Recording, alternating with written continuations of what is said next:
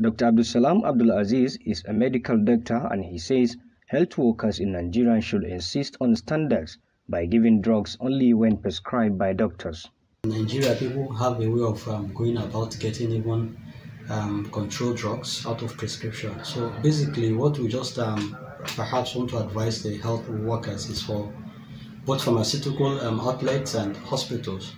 We should people should strictly work based on prescription, and all controlled drugs should try to be controlled, as the word implies, controlled drugs.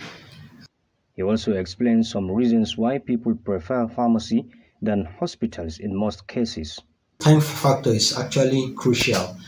The patient waiting period sometimes affects patronage in the hospital. So when you go to pharmaceutical outlet, you could easily get prescription with over-the-counter drugs or chemist, you understand? But when you come to the hospital, you would rather wait and follow queue. So I think the patient waiting period, especially when it is long, could affect the patronage. Ahmed Aliu, a pharmacist, explained how business of selling drugs works and differentiate them with other vendors. The pharmacy store only contain drugs, prescribed drugs and even non-prescribed drugs.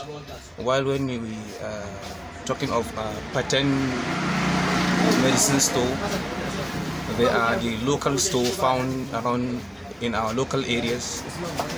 Normally they are selling drugs, even the non-prescribed drugs.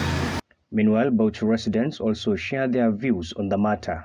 So for me, it's better to walk into any other chemist and buy my drugs whenever I'm in need of drugs or medicine. Number two, going to hospital to me is more preferable than going to chemist, in the sense that if you go to hospital, you'll meet an expert that will diagnose, give you the results. Maybe they will take you to lab, test you, find out the result, and tell you the medication. If somebody goes to the hospital, instead of taking 50 minutes, it's going to take maybe 2 hours.